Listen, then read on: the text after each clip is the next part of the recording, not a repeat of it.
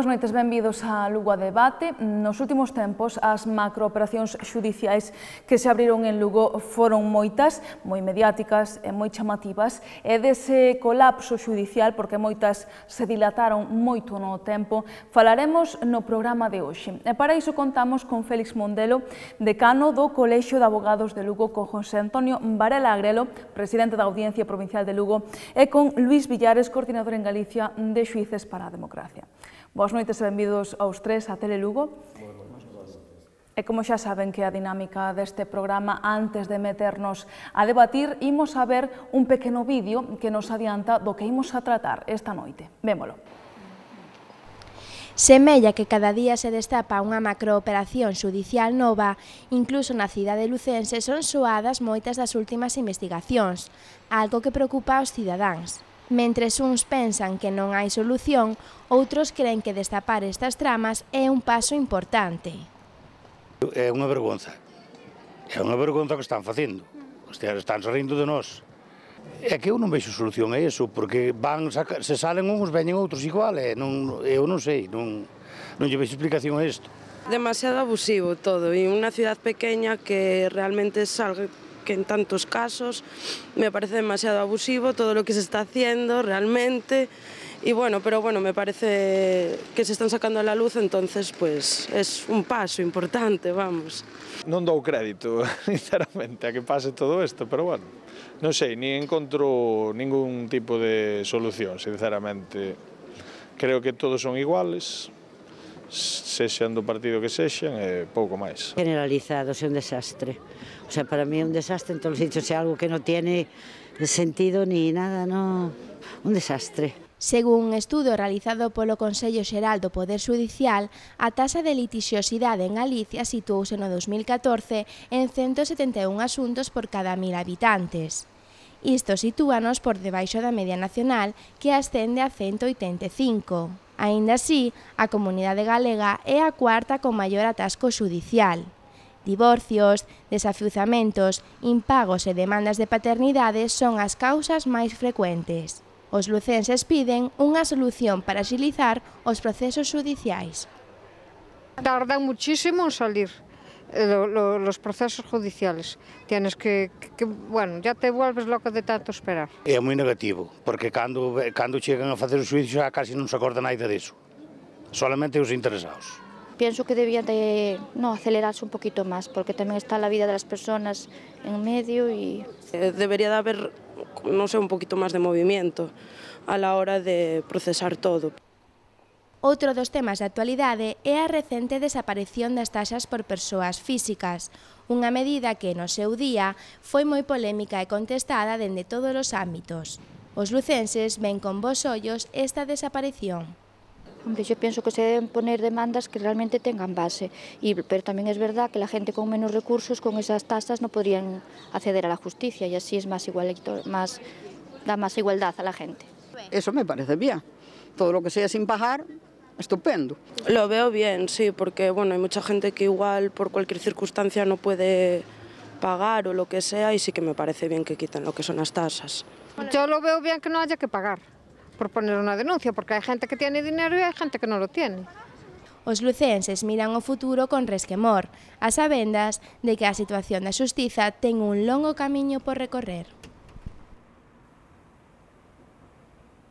Pois xa viron o que opinan os lucenses sobre a lentitude ou non da xustiza. E para falar dese colapso xudicial, ese será o primeiro tema que imos a tratar. Realmente, cal é o problema para eso que ve a sociedade de que os procesos son tan lentos, que se dilatan tanto no tempo? Que cree Félix Mondelo? Bueno, en primer lugar, para solucionar el colapso judicial, lo que tiene que existir es una voluntad política, entiendo yo, de que los juzgados estén dotados de todos los medios técnicos y de personal suficientes para evitar ese colapso judicial, independientemente de las causas que se sigan ante los juzgados, penales, civiles o contencioso-administrativas, ¿no? Porque estamos observando que el colapso judicial no solo se produce en los juzgados de instrucción, sino que aquí tenemos un magistrado de la Sala de lo Contencioso Administrativo que nos puede decir cómo en su juzgado y en los juzgados de lo contencioso de Lugo sufren unos retrasos evidentes. Ya no vamos a hablar de los juzgados de lo social, que también los padecen, y entonces, si no hay medios técnicos ni personales para solucionar ese problema, pues ese colapso judicial va a permanecer duradero. Esto es una cuestión que se lleva debatiendo muchísimo tiempo. Todos los partidos políticos, cuando acceden al gobierno, dicen que van a solucionar este problema dotando a la justicia de un presupuesto necesario, pero a lo largo de la evolución de los mandatos se ve como el presupuesto del Ministerio de Justicia, al revés de otros presupuestos de otros ministerios, mengua en vez de subir. Yo creo que esa es la causa primordial. No hay más que darse una vuelta por los juzgados para ver cómo están estos, no tienen, incluso carecen de archivos para poner las causas, andan muchas causas tiradas por los suelos, los archivadores debajo de las mesas. Es una pena, es lamentable. Usted entra en otro ministerio. Yo, por ejemplo, siempre le digo a los alumnos de la Escuela de Práctica Jurídica que lo primero que van a encontrarse cuando vayan a un juzgado es apreciar la diferencia que hay entre entrar en el Ministerio de Hacienda o en cualquier otro ministerio de Lugo y entrar en un juzgado, porque es escandaloso ver cómo están las mesas, cómo están ocupados los pasillos, mientras que en otros ministerios está todo perfectamente archivado, no hay ningún papel encima de las mesas, todo está informatizado. Aquí tenemos al presidente de la Audiencia, que yo me acabo de enterar hace poco que la sala de lo penal de la Audiencia, la sección segunda, no está conectada con los ordenadores, no son compatibles con los del juzgado. Para mí me parece una cosa escandalosa. José Antonio Varela Agrelo, presidente de la Audiencia Provincial, ¿qué opina? Sí, pues básicamente coincido casi en lo que ha dicho Félix Mondelo, ¿no? Yo creo que el problema de fondo, efectivamente, es que el Poder Judicial, siendo un poder del Estado, es un poder que no tiene capacidad económica. Nosotros ejercitamos un poder del Estado, pero no tenemos un presupuesto que gestionemos nosotros, sino que dependemos del presupuesto que nos dan otras administraciones. Y en ese sentido es verdad y es evidente, y es el ejemplo que siempre se pone, que es muy gráfico, la agencia tributaria funciona perfectamente porque hay medios porque interesa que funcione bien, y la justicia no funciona bien. Yo quería ahí hacer un inciso, no funciona bien, sobre todo algunos órganos más que otros, ¿no? Porque incluso dentro de Lugo, que es el ámbito en el que estamos hablando, hay juzgados que funcionan mejor que otros, también hay un tema ahí de gestión, pero en general, en líneas generales, efectivamente, hay una situación de colapso que no se puede atribuir a los jueces exclusivamente. Todos tendremos nuestra parte de culpa porque necesitaríamos, digamos, incrementar la plantilla de jueces, incrementar los medios materiales, solucionar. Yo efectivamente el ejemplo que acaba de poner Félix me interesé por él porque cuando vi esta situación, es decir, hay un problema técnico, hay distintos servidores entre los dos edificios y no están comunicados, se puede solucionar con carácter puntual, pero en definitiva elevándose un poco, eso es un problema técnico que con una cuestión económica se puede solucionar. Yo lo que sí quiero decir es que los jueces en general trabajan mucho, ¿no? Trabajan mucho con unas jornadas de trabajo muy extensas, ¿no? Porque en general somos un cuerpo muy vocacional, tenemos un gran concepto de lo que es el servicio público, es muy difícil compaginar ese aspecto de servicio público con el carácter de funcionario del juez, pero yo creo que la mayoría de los jueces tratamos de superarlo, ¿no? Y yo por lo menos, y esto yo lo dije cuando presenté mi proyecto de gestión de la presidencia, luego me gustó oírlo incluso en un discurso el presidente del Consejo, yo al menos siempre pienso que detrás de los expedientes hay personas que están esperando con angustia, ¿no? Y me gustó mucho la intervención de una de las personas que se entrevistó, que recordaba la vida de las personas está detrás de esos problemas. Y yo creo que eso es algo que nosotros tenemos que tener en cuenta y tenemos que aprender a gestionar nuestro tiempo, ¿no? El tiempo es limitado, todos tenemos que conciliar nuestra vida profesional y nuestra vida familiar, pero hay algunos asuntos que no pueden esperar, hay algunos asuntos y hay algunas demoras que desde luego no tienen justificación, ¿no? Pero bueno, básicamente yo creo que necesitaríamos ser reforzados con más medios para poder dar un mejor servicio público, efectivamente. Luis Villares. Sí, eu, aparte de estar de acordo completamente con as dúas anteriores intervencións, Engadiría simplemente eso, que o problema de partida é que a Administración de Xustiza, tal como temos concebida hoxe, é unha institución decimonónica, entón é necesario que a reestructuración da Administración de Xustiza sexa integral. Abordar o problema non pode supoñer abordar unha reforma concreta dunha lei ou doutra, hai que ver o problema no conxunto e actuar en toda a súa extensión, non?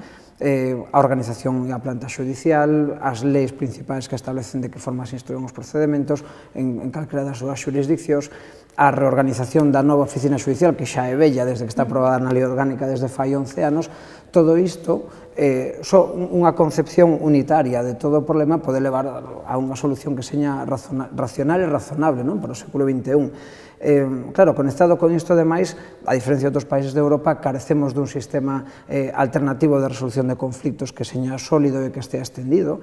Non temos un sistema de mediación eficaz e xeralizado en procedimentos, sobre todo civís, de consumo, que supoñan unha distracción dos asuntos en relación á súa judicialización.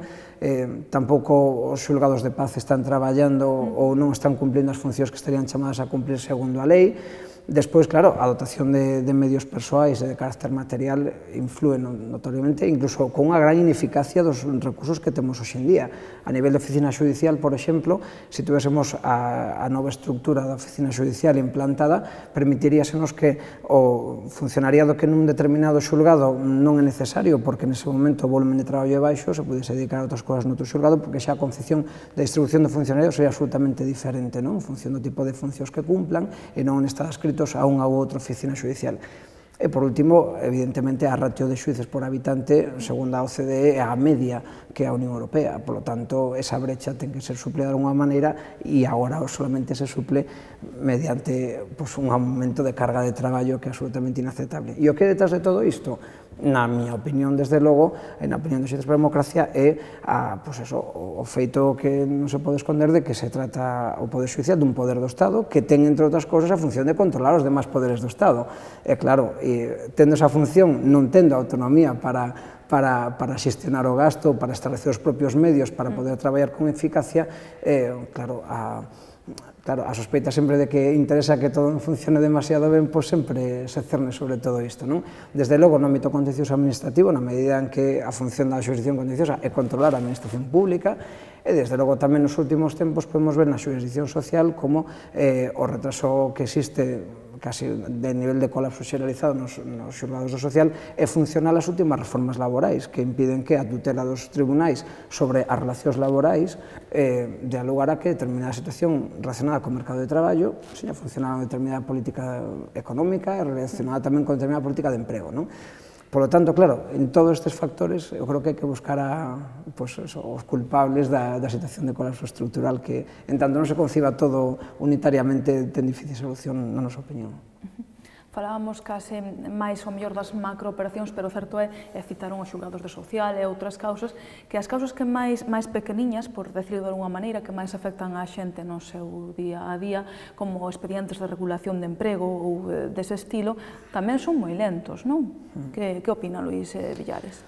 Pois os datos están aí, non? En 2014 seguiron aumentando os procedementos tanto por despido como en xeral relacionados ca xurisdicción social. Os xulgados de Lugo do social, a pesar de estar poñendo 600 sentencias ao ano, están sinalando os procedementos de carácter ordinario para o mes de outubro de 2016 e aqueles de carácter urxente, despedimentos por violación de dereitos fundamentais, xa para xullo deste ano, co cal a tutela dos dereitos dos traballadores que ten que dispensar o xulgado é moi tardía, pero pensemos ademais que nos procedementos de carácter ordinario, que son non preferentes, inclúen algúns como o tema de revisións de incapacidade ou capacidade para traballar, etc. É dicir, dos que depende a calidade de vida de moita xente que se enfrenta nesa relación laboral, non solamente co empregador, sino tamén co propio sistema de seguridade social, non?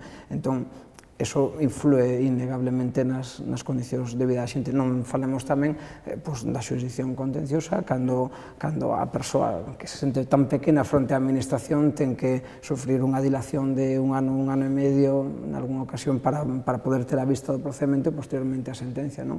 E se isto tamén sin deixar de lado as outras duas xurisdiccións, evidentemente, porque na xurisdicción civil e aparte sobímolo co tema das tasas, a influencia das tasas na litixiosidade civil, que supuxo un descenso aproximado e consolidado de entre un 20 e un 30% acumulado durante todo o tempo da vixencia das tasas, determinou un ocultamento do conflicto. É dicir, a xente, e está moi ben exposto o dato do inicio do programa, non litiga porque sí, ademais, fronte a esa fama que temos galegos de grandes litigadores, resulta que estamos por baixo da media estatal desde fai moitos anos, ademais, non?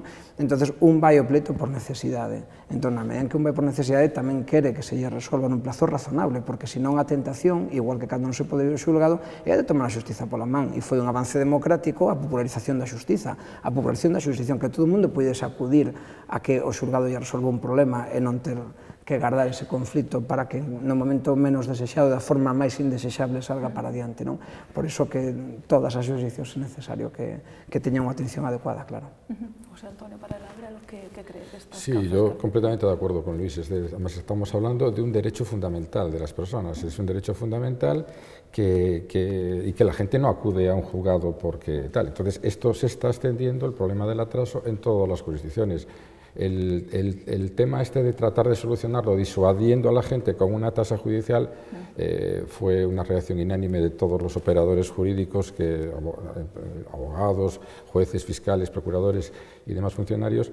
No es la solución, ¿no? La solución es realmente invertir en justicia para poder dar ese servicio público, porque si no, efectivamente, es que el siguiente paso es la debilidad del Estado, que el Estado se retraiga y que la gente tenga tentaciones de ejercer la autotutela, ¿no? Y me parece pero es una solución en la que por mucho que trabajemos, pues como no nos apoyen económicamente con creación de juzgados y demás, pues es difícil de solucionar, al menos a corto plazo.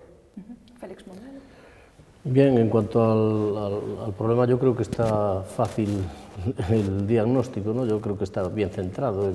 Aquí se habló de un tema que a mí me parece esencial, que es que el Ministerio de Justicia, si se quisiera dotar de independencia y constituyera un poder independiente, como debía ser en cualquier Estado de Derecho, tendría que tener un presupuesto independiente de los demás, ser un poder independiente, en definitiva. Y en cuanto al tema de las tasas, bueno, la beligerancia que tuvimos los colegios de abogados frente a esa imposición de un arbitrio que no tenía sentido ninguno, sobre todo en determinados supuestos, como eran las apelaciones, los recursos de apelación de los juicios ordinarios, por ejemplo, civiles, que estaba cifrada en 850 euros, bueno, de seguir la vigencia de las tasas, aquí mi amigo y admirado presidente de la Sala Civil, dentro de nada, de un año o de dos, tendrían 10 recursos al año, porque supongo que notarían el descenso igual que lo hemos notado nosotros en nuestro trabajo. No tiene sentido ninguno gravar un servicio público que ya está pagando la ciudadanía con unas tasas además abusivas, que además nos engañaron a todos porque decían que el destino de lo que recaudado por esas tasas iba a servir para sufragar los gastos de la justicia gratuita en las distintas autonomías, y resulta que Galicia, entre otras, como muchas otras autonomías, no recibió ni un duro de los millones que se recaudaron por las tasas. Yo creo que es una vuelta atrás que lo demandaba la sociedad. Sí, bueno, la reducción que notamos en la audiencia con las tasas, que efectivamente era muy caro, porque era al menos esa cantidad, eran, como decía, sobre de 20 a 30% del número de recursos al principio, sobre todo. Pasa que, claro, había una serie de casos que estaban exentos de tasas en temas de familia, etcétera, y demás, pero que realmente se notó el descenso, que ahora pues se volverá a la normalidad, ¿no? Aunque no se haya desaparecido para todos, solo para las personas físicas, las empresas tendrán que seguir pagando la tasa. Entón, realmente notouse o taxazo sí, chamado de Gallardón, sí. Para mal, supoño, para a indefensión propia de... Claro, porque el derecho a la segunda instancia, es decir, a que un órgano colegiado formado por 3 magistrados con ya largos años de carrera judicial que puedan revisar, tal es un derecho tradicional en nuestro país, ¿no? y que el índice de revocaciones pues justifica porque bueno, pues que muchas veces no se coincide, ¿no? Entonces es un derecho que limitarlo yo creo que debilitaba gravemente el derecho a la justicia, evidentemente. E ademais esa reducción do 20-30% na apelación e na instancia na xurisdicción civil e na xurisdicción contenciosa, claro, a pregunta que dá para facerse isto era esa reducción de asuntos que significa? Que a xente convive mellor, que a xente está máis a gusto na xurisdicción civil, ou é que queda un conflito latente que non se soluciona? Ese é o problema, esa é a pregunta que había que contestar con relación a ese descenso de entrada, non? E en relación á administración pública, tamén o 20-25% consolidado de descenso en xulgados contencioso daba lugar a que un deberá preguntarse: está a cidadanía un 25% máis satisfeita que a actuación administrativa? A resposta, obviamente, era que non. Que pasaba? No caso da administración, pasaba que aumentaba o espacio de impunidade da actuación administrativa ao mesmo tempo que se retraía o índice de recursos. Por que?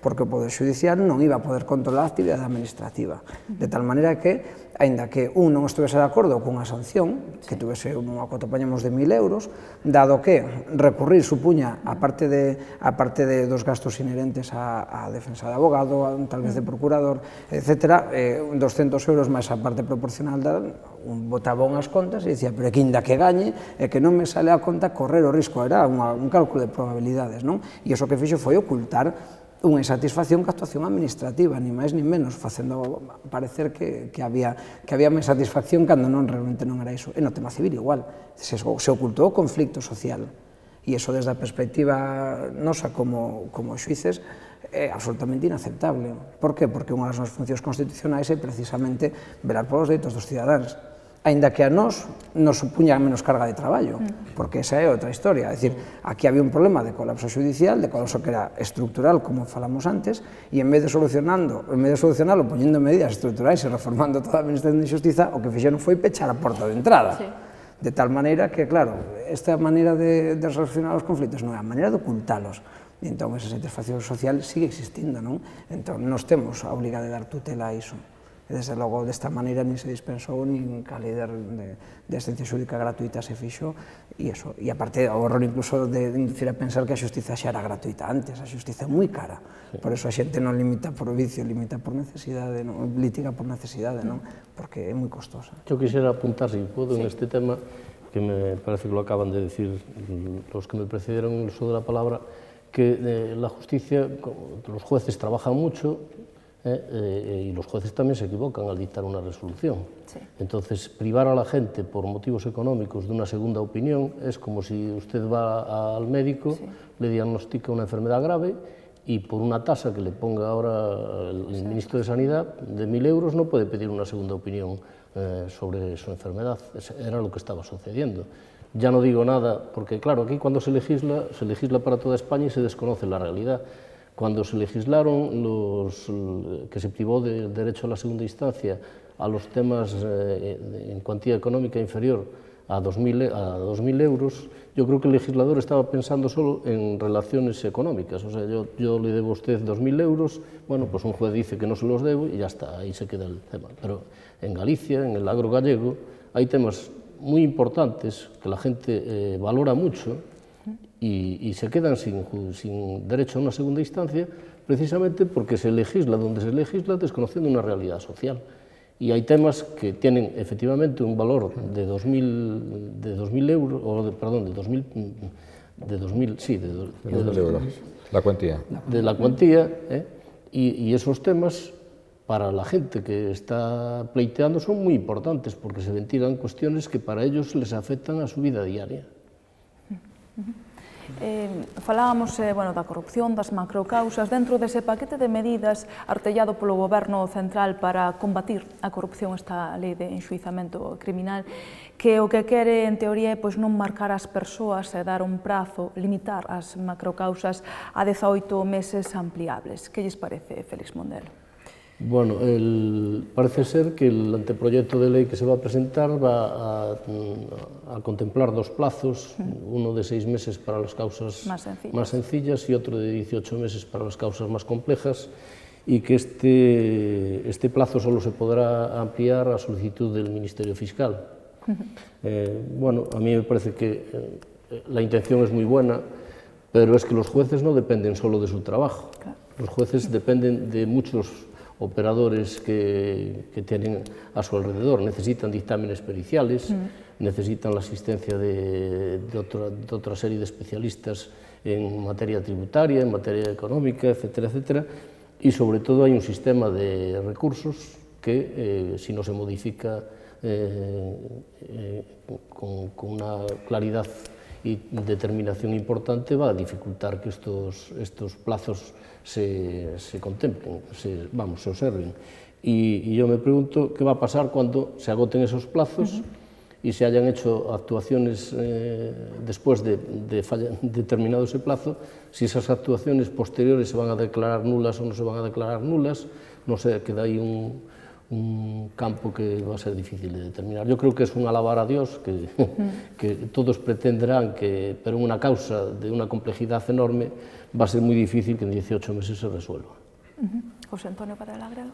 Sí, yo creo que legislar es muy difícil, ¿no? Legislar siempre es tratar de conciliar intereses contrapuestos. Cuando hay un proceso penal, siempre hay un interés de la sociedad, ¿no? Que es castigar una conducta que la entidad entiende que es un delito reprochable, y luego el interés de la persona que se ve objeto del investigado, procesado, como se le quiera llamar, que también tiene un lógico derecho de defensa. Entonces, yo creo que lo que quiere marcar el legislador, fruto de la presión social, plenamente justificada, yo creo que los procesos penales estigmatizan mucho a la persona que los sufre, entonces yo creo que tienen que resolverse en un plazo razonable. Es verdad que, como decía Félix, no solo la voluntad del legislador, del juez, hay peritos, hay otros operadores jurídicos que también interactúan con el juez y que por lo tanto pueden añadir retrasos a la tal, pero algo había que hacer con la duración, algo hay que hacer con la duración de los procesos penales, y porque los estamos viendo todos los días.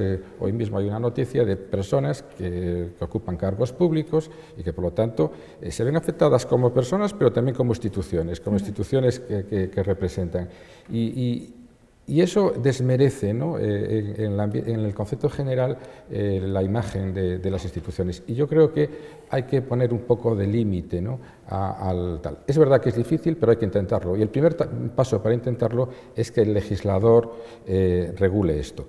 Y luego es necesario que los jueces actúen con sentido común, ¿no? Lo hablábamos cuando veníamos para aquí. Yo creo que toda persona que maneja los intereses de otras tiene que tener sentido común, tiene que ser una persona equilibrada, etcétera. Porque si no, corre el riesgo de que pase lo que le pasó en el avión que se ha estrellado el otro día, ¿no? Que una persona desequilibrada pues puede provocar una desgracia. Yo creo que todas las personas que manejan este tipo de procesos tienen que pasar un test psicotécnico, pero serio, porque manejan intereses que afectan a las personas y a las instituciones. Y los procesos, desde luego, no pueden seguir durando lo que están durando. Luis Villares. Eso é evidente, que é unha exigencia de democracia procesual que a investigación dure o menos posible, que se cause o menor prexuízo posible ás persoas que son investigadas, pero claro, e o primeiro paso desde logo é legislar, non? Poñer claros os límites nese sentido. O que pasa, claro, tamén é certo que o BOE pode con todo o que se escriba en riba, non? As causas complexas que non son complexas. Unha escena dun crime onde temos a un sospeitoso con mostras de ADN por todas partes, desde o punto de vista da apariencia da solución do caso, o da instrucción parecería sinxelo, non? Que pasa? Que esa mostra de ADN, obter de volta esa investigación, esa mostra, está levando hoxe en día 10 meses. 10 meses está levando obter eso dos laboratorios e que confirmen que ese rastro xenético é da persoa que temos a escena do crime. Entón, claro, se non poñemos, se non acompañamos a reforma dunha memoria económica, e volvemos ao de antes, que estableza os medios suficientes para que a actuación no ámbito concreto de instrucción poda ser áxil, e que únicamente teñamos que estar falando no seu caso das concretas, pois eso, conductas máis ou menos apropiadas logo de que ten que tomar as decisións instructoras, pero ausente de todo problemática cos medios materiais non podemos facer nada. Entonces, claro, por eso é necesario acompasar as dúas cousas, non? É dicir, a reforma legal é necesaria, seguramente, porque é necesario poñer coto, pero é necesario acompañalo dunha memoria económica. Bueno, isto que vai facer para que isto dure menos de 6 meses? Porque claro, que senón, se vemos o procedimento de instrucción tipo, o que temos é que servidor en Estados Unidos para intervir un correo electrónico, hai que pedir permiso a Microsoft para que nos mande o correo de Hotmail, son 4 meses solamente esa acción. Claro, teremos que agilizar os condutos de cooperación internacional tamén para que iso, por exemplo, poda producirse nun lapso máis breve de tempo, ou haberá que modificar a política de solicitación de servidores para poder acceder de outra maneira a eles con menos tempo, para que senón, claro, eso non depende simplemente da decisión da persoa que instrue, non? Entón, esas dúas cousas eu creo que hai que ponderalas, non? É necesario facelo e despois tamén o que apunta Félix ao final. E cales son as consecuencias en caso de incumprimento? Porque os xuíces e xuízas tamén temos obligación de poñer sentencia en 10 días, ou en 20 desde que queda o pleito visto para sentencia, e non sempre o facemos, non sempre podemos. E claro, cales son as consecuencias de incumprir a nosa obrigación? Claro, o que xa chama evidentemente a atención en aras tamén o sentido común é que non podemos facer establecer un sistema de sancións ante ese incumplimento cando non temos medios para cumprir a nosa función. Se cadra, eso sí, nos serve a nos como operadores xurídicos cualificados neste momento, como directores de instrucción, para poder solicitar, no caso concreto, con máis vehemencia se cabe a administración a colaboración necesaria para poder levar a cabo. Pero é que hai cousas que non dependen dunha colaboración puntual, é que hai cousas que son estructurais. Se solamente un laboratorio de referencia para toda España que ten que resolver 25.000 asuntos, non nos vai dar o trámite antes de 10 meses, por máis que queiramos. E ese é un problema que hai que solucionalo, a parte de Novoe, noutro ministerio diferente. No económico. Efectivamente. Pois temos que poñer fin a esta primeira parte do programa, imos uns minutiños á publicidade e voltamos en nada, así que non marchen.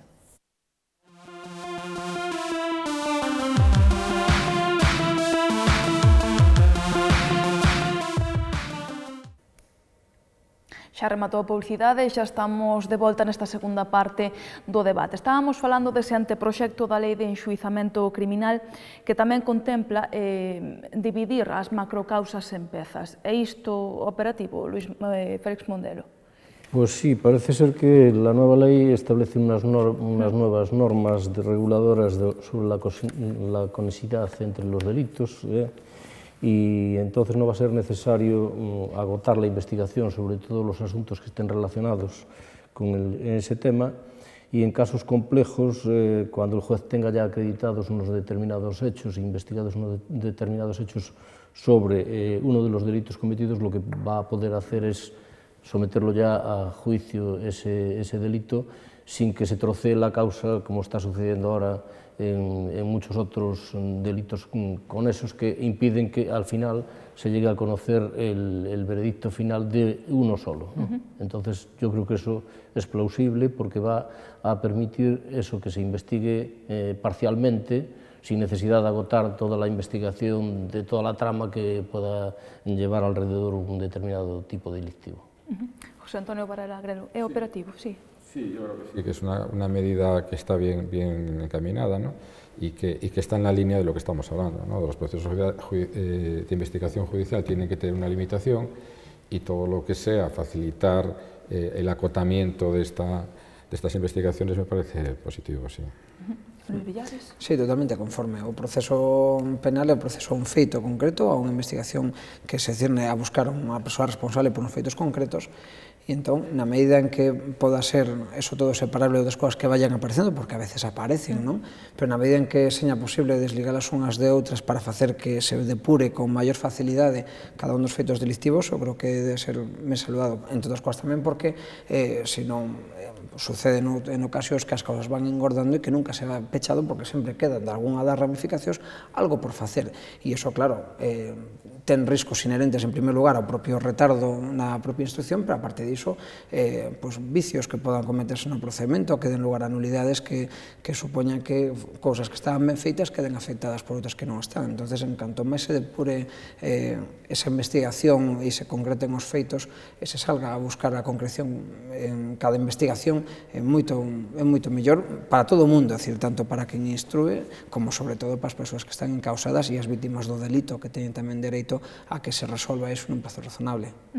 Dentro dese non querer marcar a determinadas persoas, querese suprimir o termo imputado, sustituílo por investigado, encausado en todo, cando xa avance o proceso, que lle parece, Luis Villares? Bueno, a asunción simplemente da democracia na linguaxe é algo moi saludable, pero non debe ser só en relación a si alguén que hasta ahora é imputado ten que ser investigado, senón en xeral a forma que temos nos, os operadores xurídicos, de relacionarnos co mundo en xeral, ca sociedade en xeral, deberá de cambiar moito para facernos máis accesibles. Eu, desde logo, fago autocrítica porque a veces na linguaxe judicial pretendendo ser rigorosos o que somos é incomprensibles. Entón, sí que mudar determinadas palabras para que se entendan as cousas como son é positivo. Claro, que pasa? Que tamén digas imputado, digas investigado, claro, sempre vai depender de a quen lle toque que lle damos un sesgo máis positivo ou negativo. En todo caso, vai acorde ca legislación europea cambiar este término por outro, se cadra que identifique moito mellor que o que se está facendo con relación ás persoas que son obxeto de encausamento. É ben saludado, creo. Ademais, parece que ten unha carga negativa, a palabra. Ou mesmo parece na sociedade, os titulares sempre van imputado, non sei quen, tal. Ten unha carga especialmente negativa, non? Desde logo, porque aparte daselle eso, salvo cando a un lle toca e entón dice, bueno, isto é unha garantía, non? E efectivamente, a imputación é unha garantía. É unha garantía, o sea, ten unha doble condición, non? Esa imputación, de un lado, unha garantía de acceder ao dereito de defensa, e claro, do outro lado, que a un están sinalando como posible responsable dun feito delictivo. Esa parte, por moito que lle cambiemos o nome, vai estar aí. Entón, en función de, en boca de quen salgan as cousas, pois se fará máis fincapé nun aspecto da moeda ou noutro. Entón, o que hai que tratar é que sempre salga ecuanimemente valorada esa posición, non? Veremos a ver se se pode, non? Presidente da Audiencia. Sí, ahí me trae ahora, se me viene a la cabeza el término portugués de arguido, ¿no? Que es un término muy bonito, ¿no? Y que viene a ser en la misma línea de tratar de distinguir, ¿no? Evidentemente, la palabra imputado tiene mala fama y la persona que es imputada pues sufre ya por anticipado un reproche social. Hay veces que es inevitable, ¿no? Porque si una persona, los filtros que hay para evitar que una persona adquiera ese estatus inicial de imputado, a veces son muy difíciles, ¿no? Porque basta que alguien te denuncie para que si te citan te tengan que citar en calidad de imputado. Pero hay otras veces que hay unos filtros que hay que pasar. Yo creo que ahí nuevamente es necesario que impere la sensatez y el sentido común y que el juez sea un juez de garantías, un juez que actúe en defensa de la sociedad, pero también en defensa del imputado. Porque normalmente la Fiscalía y la acusación son los que tienen que llevar la carga de convencer al juez de tal, ¿no? Entonces, en ese sentido, también debería a veces de actuarse con cierta prudencia, ¿no? Antes de colocar sobre una persona la palabra imputado o investigado. Pero es verdad que es una mejora, ¿no? En el lenguaje una mejora que también es fruto, como siempre, de esa presión social. La ley siempre va por detrás de la sociedad y dice, bueno, pues dado que han habido muchos imputados que luego se ha visto que no tenían que haber sido imputados, han sufrido un juicio mediático, han sufrido unos daños irreparables, una vez que tal, pues vamos a tratar de minimizar esto, ¿no? Pero apelo nuevamente a la prudencia, ¿no? de los poderes públicos que tienen que manejar estas leyes a la hora de tener que imputar o no a una persona. Félix Mondelo. Bueno, yo aquí siento discrepar de José Antonio y de Luis. Vamos a ver, tradicionalmente imputado es la persona a la que se le achaca la participación en un delito, ¿no? Y yo creo que aquí lo que ha existido verdaderamente y existe es una presión política muy grande por parte de los partidos políticos para eliminar este término, que secularmente no ha tenido trascendencia ninguna. Antes, lo decía bien José Antonio, para imputar a una persona había que tener prudencia, había que tener unos indicios para llamarla al juzgado, porque en principio había, bueno, pues se presuponía que podía tener esa participación. Y todos hemos visto cómo había imputados y nadie se escandalizaba. ¿Qué pasa? Que los políticos elevaron el listón, por así decirlo. Ya no vale que una persona haya cometido, o sea, haya omitido una responsabilidad en el ejercicio de su cargo, para vigilar al segundo que tenía, que estaba metiendo la mano en el cajón, porque dice, no, yo esa responsabilidad ya no la asumo, porque yo soy político, no tenía por qué saber esto. Y entonces, hasta que no sea imputado, no lo voy a llevar o sea, lo voy a seguir llevando en la lista electoral.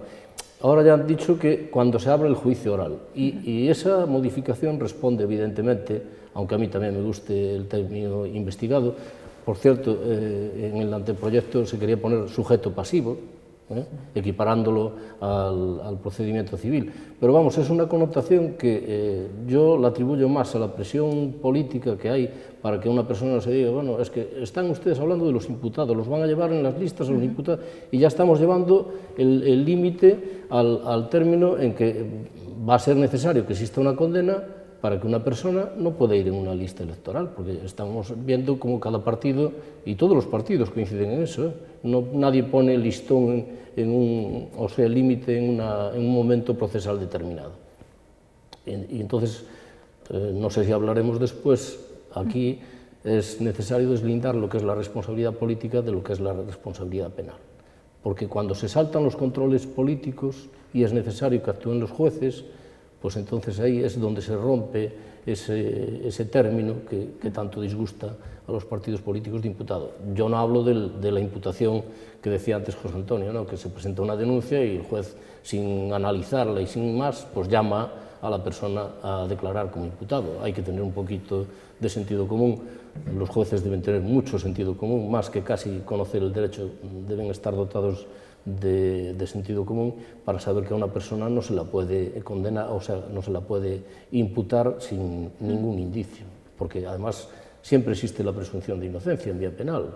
Otra cosa es la presunción de inocencia en vía de responsabilidad política, sobre la que luego hablaremos. A mí me parece bien que se cambie la denominación, bueno, pues si se ajusta a los... pero va a dar igual, porque los partidos después van a hablar de investigado, de encausado, etcétera, etcétera, o sea que vamos a estar en la misma. Yo sobre eso quería decir que, a ver, algunos partidos, yo por lo que leo en la prensa y tal, han colocado el límite en la apertura al juicio oral, o sea, cuando ya los indicios, o sea, hay unos indicios racionales, entonces ya se hace lo que se llama el procesamiento en el sumario o la apertura al juicio oral. Es decir, cuando ya hay unos indicios racionales, entonces yo creo que ese es el límite para que los partidos políticos, cuando dicen no llevábamos imputados en nuestras listas, yo creo que se están refiriendo a esos. Luego hay casos y casos, lo que en esa etapa intermedia entre el imputado y la apertura judicial, hay imputados en los que, digamos, las pruebas son floridas, es decir, estamos hablando de imputados que se les acusa de meter el dinero en la caja pública o tal, y que además de que los hechos son graves, las pruebas indiciarias son tal. En esos casos yo creo que, ya es cuando dicen a veces, bueno, hay que ver caso por caso, yo creo que es razonable, es decir, no todos los imputados son iguales. Y digo, seguimos viendo noticias de hoy, lo confirman, es decir, hay imputaciones que pueden frustrar la carrera política de personas completamente honorables, simplemente porque a alguien se le ha ocurrido imputarle o ha tenido una denuncia infundada, ¿no? Y yo creo que esto es completamente injusto. O fío do que está dicindo, creo que un político imputado debe dimitir, en o caso de que me diga que sí, ese despois o absolven? No, yo creo que nosotros en el Lugo tenemos un alcalde que está imputado y que no, yo creo que no tiene que dimitir, es decir, porque mientras no haya unos indicios racionales, es decir, no se abra el juicio oral, yo creo que, vamos, no todo lo... Yo creo que, a ver, entiendo lo que quiere decir Félix con la distinción de las responsabilidades políticas y las responsabilidades judiciales, pero es que yo creo que no todos los casos son iguales. Si generalizamos, entonces yo, si estuviéramos ante casos de políticos imputados donde se dan esas circunstancias de la imputación y las pruebas contundentes que acompañan esa imputación, yo creo que entonces por dignidad y por sentido de la responsabilidad debes dimitir. Pero si tú te consideras inocente y esa imputación es una imputación muy tenue que no viene acompañada de esas pruebas, yo creo que no debe, para evitar después ese daño irreparable que suponen las imputaciones falsas o infundadas. Luis Villares. Comezando por darlle a razón a Félix na súa puntualización, totalmente de acordo en que quen puxo en riba da mesa o debate da outra cara do imputado foi esa nova fenomenoloxía delictiva dos últimos anos, non? Por que? Porque podíamos acceder aos medios de comunicación e escoitar esa defensa logo desa outra vertente do imputado, porque tradicionalmente, pois efectivamente, como decía José Antonio, o imputado era o que pensamos cometer así un delito, bueno, asociado incluso a algo que non tiña prestixio social ou que eran, bueno, delincuencia económica ou clases sociais desfavorecidas, etc. Pero claro, esa nova delincuencia é a que fai que teña os propios defensores, bueno, hai que establecer matices, etc. Co cal eu estou de acordo, estou de acordo con que hai que establecer os matices e, por suposto, estou de acordo con que hai que facer todas as salvedades para evitar perxudicar innecesariamente a quen está dentro dese procedimento. En canto á cuestión concreta de se debe demitir un imputado, pois eu tamén son partidario de entender que depende, claro, depende de varias cousas. En primeiro lugar, distinguir que a imputación é unha cuestión xurídico-procesal e que a dimisión dun cargo político é unha cuestión política, esencialmente, non? Entón, a partir de aí, hai imputacións que son funcionais, ou que, por tanto, poden ter unha relación, incluso en caso de que eses feitos se demostren, ca función pública ou ca dimisión pública dunha determinada persoa e outras que non. Entón, esas que non, xa automáticamente creo que deben de descartarse, non? Entrando no seo das outras, pois claro, depende tamén de varias cosas. En primeiro lugar, por a propia vinculación a nosa cultura política, na que, en xeral, non se reproba socialmente a quen é sospeitoso de determinadas... Non sempre, agora empeza a cundir eso, pero hasta fai pouco ese estatuto de imputación por si solo, pois tiña os propios tamén defensores sobre o mantemento de cargos, etc. Pero creo que, e isto é importante, aparte o que nos atinxe a nós directamente, o reverso desa responsabilidade política, no seu caso da dimisión, cando os indicios son sólidos, ten que ser unha actuación da xustiza eficaz. Eficaz significa que eu poño o cargo a disposición do partido ou dimito da institución do que seña, pero sabendo que nun prazo razonable de tempo vou poder demostrar a miña inocencia no seu caso e que vou ter unha sentenza que dirá se sí ou se non. Agora, o que non pode ser é que eu dimita e 7 anos despois ainda non teña a oportunidade de defenderme en xuizo e de ter unha sentenza que diga se son culpable ou inocente. Entón, claro, non hai, ou non se albisca con carácter xeral todavía hoxe en día, nestas causas que están vinculadas moitas veces á cuestión política, é dicir, a delitos cometidos por cargos públicos ou por responsables políticos, entre unha duración razonable do procedimento e esa dimisión. Entón, eu creo que as dúas deberían de ir parellas. Debería haber, desde logo, unha evolución na cultura política onde se afease ese comportamento de tal maneira que, por responsabilidade, un levase a cabo ese acto, sobre todo chegado en determinado momento do procedimento, desde logo a apertura do xuízo oral, supón xa a concreción dos indicios, a concreción dos feitos, que xa ten certa solidez, pero, desde logo, a renglón seguido, a necesidade de que esa corresponsabilidade por parte dos que estamos encargados de velar por todos os principios que se tensionan aquí, porque se está tensionando eso, xulgar a existencia non do delito, pero se está tamén en xogo a propia imaxe, a dignidade das persoas, a afectación ás carreiras políticas, profesionais e personais que teñen custos que son irreparables, porque un titular de desimputación non compensa o titular de imputación, nunca. E a pena de banquillo, que está máis que estudiado, sociolóxicamente existe. A pena de banquillo significa que un sufre un xuízo paralelo á propia investigación que ten un resultado diverso como acaba a propia investigación, non? E, por lo tanto, un xuízo de culpabilidade social que a veces non se corresponde ca propia trayectoria procesual. E iso, claro, hai que cuidarlo. Por eso, por responsabilidade, todos temos que poñer algo da nosa parte para que isto non seña a regla, non? Porque senón está pasando esos 7 anos sin xuizo, é un prexuicio irreparable. Yo estoy de acuerdo con lo que han dicho. Distinguiría lo que es la responsabilidad personal política del político que está imputado y que después puede estar desimputado 7 años después, que coincido plenamente con los dos, pero yo hablo de la responsabilidad política en el sentido de que la política es una actividad pública que tiene que regirse por otros principios, por el principio de honestidad, por otros principios que son distintos a los propios de la responsabilidad penal. Y para poner un ejemplo muy sencillo, yo si soy responsable de la presidencia de mi comunidad de vecinos, si al administrador que nombré yo se comprueba que ha metido mano en la caja, aunque no haya pagado 2 facturas y se las haya llevado en su bolsillo, yo no voy a esperar a que el administrador esté imputado o esté condenado para cesarlo. Yo, si me consta ya eso, primero lo ceso él y después me voy yo a mi casa, porque quien eligió a ese administrador fui yo. Entonces, la responsabilidad política, en este sentido, yo creo que no se puede elevar al momento en que esté imputado o esté encausado, porque hay que distinguir quién es responsable del nombramiento de esa persona. Y estamos hablando de que los partidos políticos, y sobre todo los que gobiernan, están administrando dinero de todos, y no se puede esperar a la condena de un señor para asumir responsabilidades. ¿Quién lo nombró? Yo ya no estoy diciendo el que haya cometido el delito, que ese sí, habrá que esperar a ver si efectivamente resulta condenado o no. Pero el responsable político de ese nombramiento tiene que asumir esa responsabilidad política, porque es la que asume cuando ostenta ese cargo. Sí, no, e desde logo é certo tamén que unha cousa é que probados os feitos, eses feitos non señan constitutivos de infracción penal, e outra cousa é que señan admisibles políticamente. É certo que son planos diferentes. Entonces, a dimisión no seu caso non debera de moverse no plano equivalente a imputación ou non, sino moverse nun plano absolutamente diferente, o que dices tú, é dicir, a actuación na vida pública e a actuación na cousa pública exixe outros parámetros distintos da exixencia da responsabilidade penal. Porque, de feito, incluso hai feitos que se declaran probados, pero que non son delito. Pero están ben, non están ben. E entón, como non están ben, a persoa responsable deles, anda que non cometera delito, debe irse, non?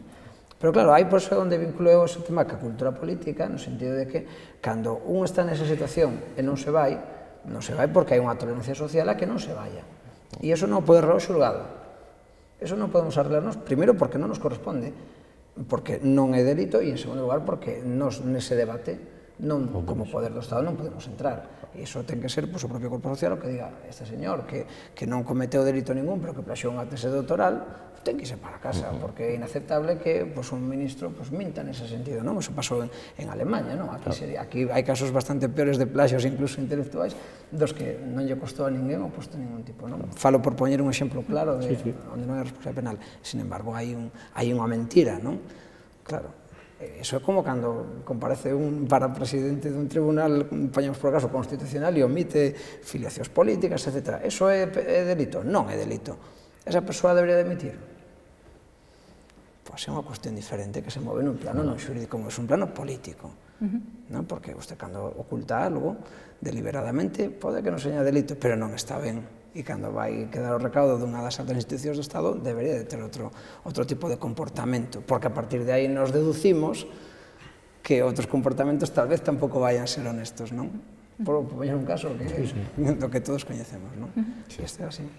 Xa para rematar, a última pregunta que lles fago é doble, máis centrada en Lugo.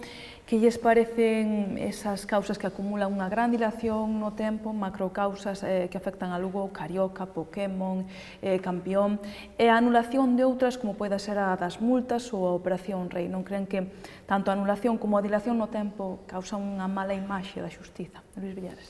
Bueno, iso é evidente, non?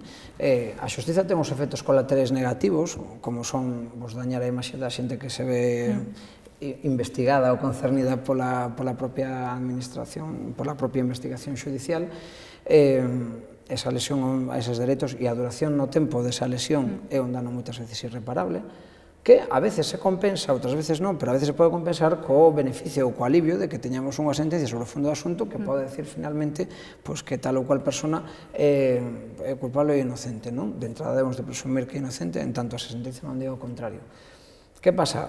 Cando unha situación de instrucción se perpetúa no tempo, temos unha lesión continuada que se volve crónica e irreparable, e despois, se xa non temos xuizo sobre o fondo, temos o doble prexuizo de que, por un lado, vimos que a xustiza foi lenta e, ademais, nos quedamos con a insatisfacción de non ter unha resolución, e esa insatisfacción, como decían antes os cidadáns que falaban, esa sensación logo de impunidade, non? Se se quere, non? De dicir, pois, porque fixemos un xuizo mediático, o sea, condenamos a alguén mediáticamente, pero procesualmente non podemos saber nada, co cal nin esa persoa puido lavar a súa propia imaxe e obter ese resarcimento, e ademais, socialmente quedou a sensación de que o culpable se iba de rositas, non?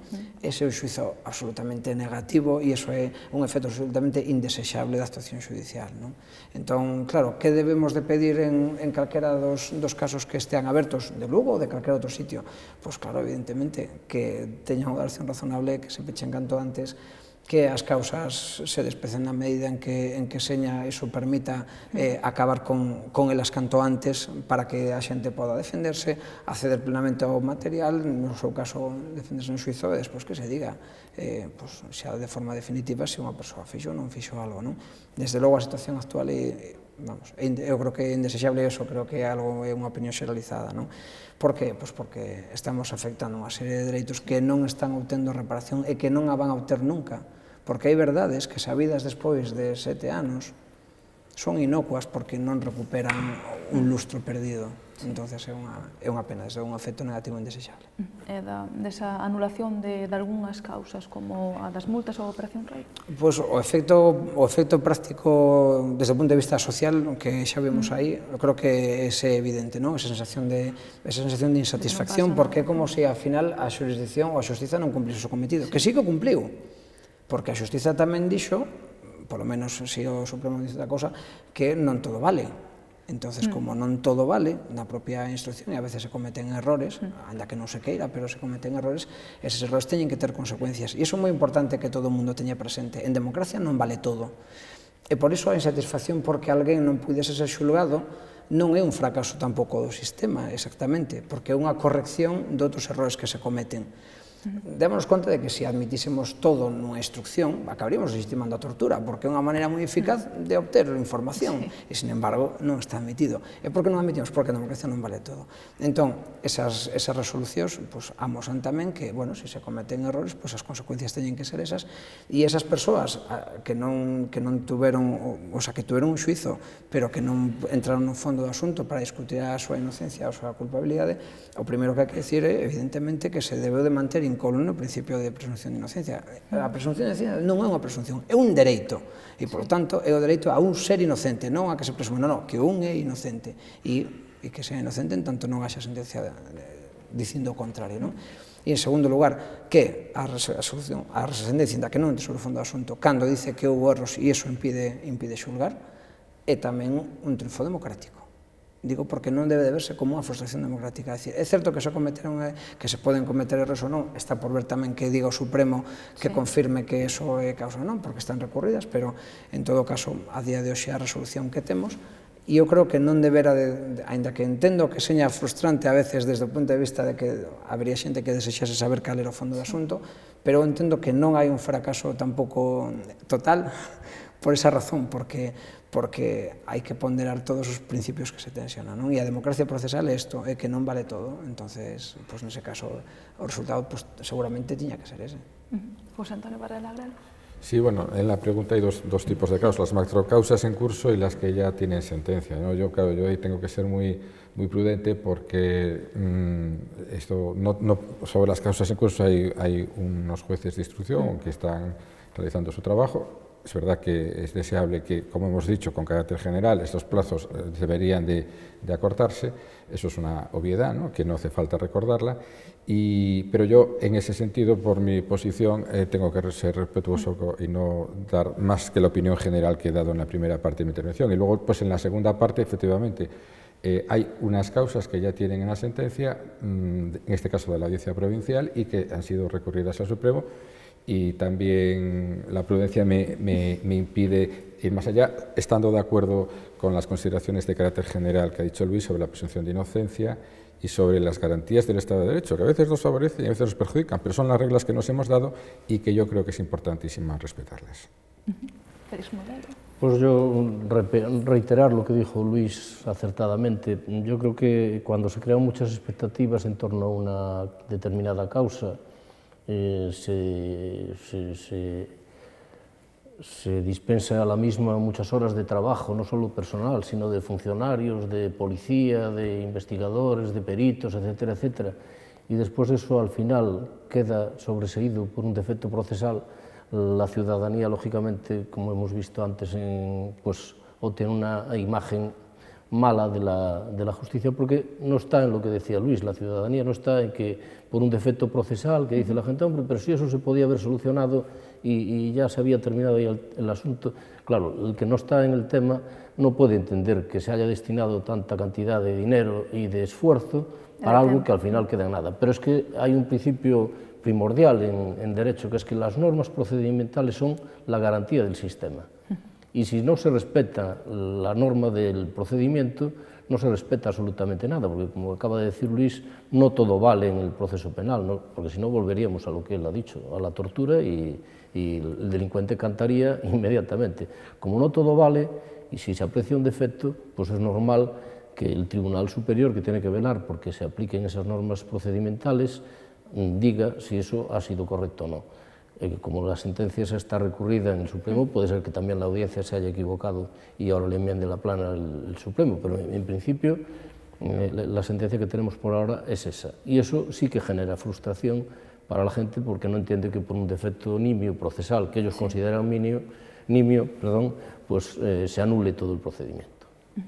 Pois non temos tempo para máis. Moitísimas gracias, Félix Mondelo, decano do Colexio de Abogados de Lugo, José Antonio Varela Abrelo, presidente da Audiencia Provincial, e Luís Villares, coordinador en Galicia de Xuíces para a Democracia. Moitísimas grazas por estar esta noite connosco os tres.